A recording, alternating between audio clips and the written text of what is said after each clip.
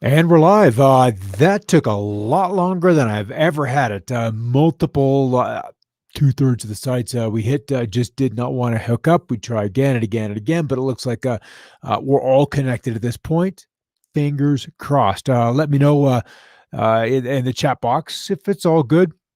In the meantime, we're deep into October. We are standing at the 21st of October. We've got 2 months until we hit the winter solstice, 2 weeks until we hit solar winter, where we enter the three darkest days of the year for the Northern Hemisphere, and then the three sunniest days for the Southern Hemisphere. So we're at that kind of a transition point where winter is just banging on those northern states and provinces, and summer is saying, "Hello, I'm here," for those spots down south.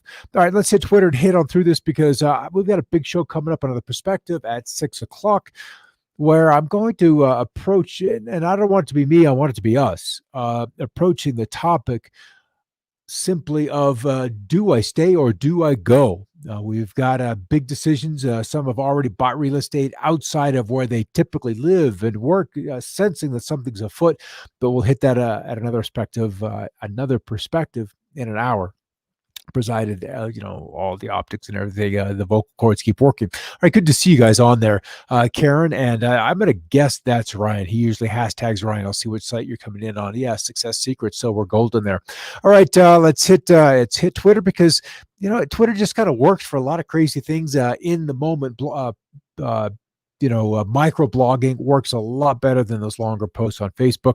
But Beirut, Lebanon, this is one image of that. There are others, and a water spout offshore.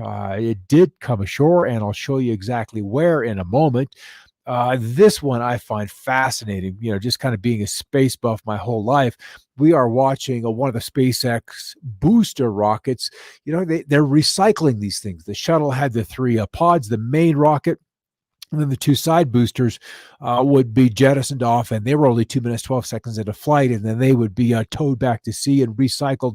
But Elon Musk and SpaceX has gone at one step further and re-landing this on top of ship. And his numbers are pretty dang good, at recovering these things. And that is just incredibly cost savings. It would be about the best put. Hey, Thomas, thanks for that, Karen. We are looking at Hannah Cooper via Storyful, and there's that water spout, that slash tornado off the coast of Beirut. It's crazy the way things are happening and where they're happening. Time and time again, there's just some unusual, divine guidance. I don't know what to call it. I do, but I don't. That is guiding these stories this day and age. And I'm telling you, that is not all I had in place. Yes, we're looking at snow out South Dakota. That was yesterday. And then we've got Hurricane Epsilon now. Winds at 115. That puts it at a category 3 or so. There is some lightning in there. We'll take a look at that. But the forecast track takes it just east of Bermuda before it gets absorbed back into the jet stream. And then very, very rapidly by Sunday, Monday into the North Sea, where it becomes a potent rainmaker and energy provider to those folks out in the North Sea. And then St. Paul, Minnesota, yes, you had to get the sand trucks, salt trucks, whatever they use up there, back into the residential streets. And now we have this crazy set of eyes. Our eye inside Epsilon. It's a nice defined eye with an eye wall around it, and it is an unusual event in every single sense of the word. And then here's that water spout. That's the story I was actually waiting for, as it comes ashore almost exactly where that Beirut explosion happened some weeks ago. And I thought he panned back up and saw another, there's another water spout in the background right up there. Look at this business. Something weird. Yeah, right there. Look at that. So there's two events happening, one ashore and one offshore. I'm telling you, something is weird. Something is just straight up weird with what's happening. And good old Tesla. There's some news coming from him, I believe, in the not too distant future. If you're kind of watching the fringe of what is happening news-wise, boom. All right, daily stats. Number of new large fires today, 0. Total fires active, 61, 1 contained. And that's the good news. We're kind of got a bit of a break weather-wise today. Wildland firefighters and support personnel continue to work on 61 large fires fires that have burned 4 million large acres across 13 states, and no new large fires were reported. That is the good news. As we look out west, lots of smoke still with these fires. Those in the northern portion of the Central Valley and towards that in the ocean, those have largely been suppressed. There may still be hot spots. I don't know. That's an on the ground situation, but we've been watching the ones in Central California. But for me, it's been mostly Colorado because I am not far away from that at all. The smoke has been a big, big thing. And I just saw a plume here. And if that's the case, oh, good. That's not what I want to see. It really looked like something had erupted out over the plains, but that's likely a mountain wave cloud because I'm like in this direction. These wave clouds have been just freaky all day long. But fire, one on this side of the Walden area. So there's just a lot of fuel loading, and there's no way outside of really dealing with the drought, which can only be accomplished by a very, very aggressive snowfall this season, and then a slow melt so we get it to soak on in, and then a wet spring. Then all we do is like put grasses up there once again. But Colorado is in near crisis situation.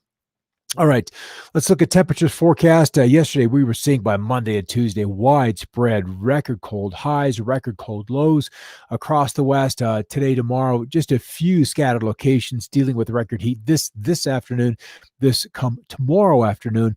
But by Friday, as the cold air races southward from Canada and pours through the Central Plains states, record cold nighttime lows with some chilly daytime highs hot on its heels with 30, 40 locations enduring record cold afternoon high temperatures this coming Monday, the 26th.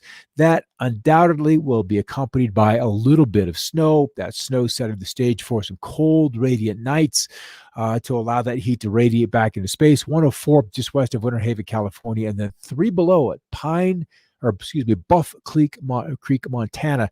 That to the nation's cold spot. And to my knowledge, that is the coldest nighttime low thus far this season. There's Epsilon out there with a Cat 3 hurricane with winds at 150 miles per hour. And then an area just east of Belize, north of Honduras, that could potentially turn into something a little bit later on. The water vapor imagery has a lot of dry air wrapped in around Epsilon, but that eye is very clearly visible, especially in the later frames as Epsilon trends towards the west. And it's just defying logic. And coming from this, from my sense, with a sense of geoengineering, there's not an event that doesn't have some touch of man on it. That's just the world we live in. Most everything has some kind of illusion interjected into it. As we come back a little bit closer, there's the fires west of Colorado and the impressive mountain wave clouds that have kind of been vaulted up as that atmosphere is vaulted up over the atmosphere, and then the fire still going on in California. It'll be a bit before we get that those fires tended down, especially Colorado, probably till Sunday when we get some snow, but very cool. Look at all those locations on the hour, late afternoon, that are in the 30s or even somewhat colder than that. The jet stream, we're beginning to see some of the humidity returning north, and that bodes well. This ultimately being fuel for either rain or snow, really kind of depending on where the loop shows up, where that trough shows up, and that's kind of what I'm interested in. There's some rains. Let's go out regional. Maybe this will be south or to the north, but yeah, all the way from Montana across the Dakotas into southern Minnesota, with pretty good showers and even a clap or two of thunder showing up south of Davenport, north of Springfield, and then into the Chicagoland area with accumulating snows, as we saw in the videos earlier than that. So what I'm really interested in, and maybe I'll go to the latest model, even though I haven't seen it just yet, it's 88% complete. We'll watch Epsilon do the forecast curl, rejoin the jet stream, and that really doesn't take any more than about 5 days, and then it's zippity doo dah out of the way. But the bigger news will be this kink up here in Anchorage area, and another chunk of energy coming in from the Yukon gets folded into it, and then that digs a trough, and then there's another slug of energy coming in behind that essentially cuts off a low. And this guy by Saturday, Sunday, Monday, Tuesday begins to curl across the southern plain states. And what that does is it finally brings in some moisture.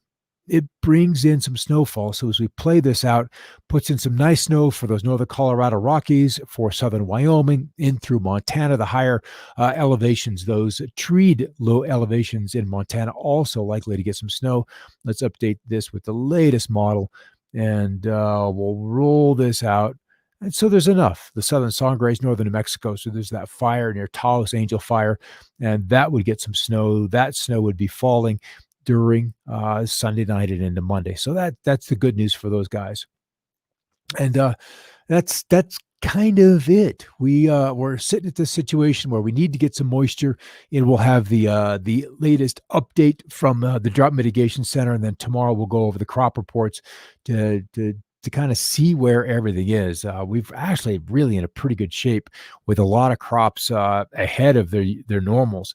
Even with corn, averages 43%. This year we're at 60% versus last year 8%, and that's the case over a lot of different crops where we're really stateside in a much better situation than many locations are across the rest of the world. So we can be grateful for that, even as we approach election and the chaos that may manifest from that particular event, and the satisfaction or dissatisfaction doesn't really matter. There seems to be a little bit of chaos baked into this outcome. All right, guys, catch you at 6:00 Mountain Time, 8 Eastern for a look at fight or flight. What do we do? What do we do in the weeks ahead? I don't think it's too much more than weeks, as the election is just 2 weeks out, and that should resolve a lot of things. All right, catch you then. Have a great night, and in the meantime, as always, keep looking up.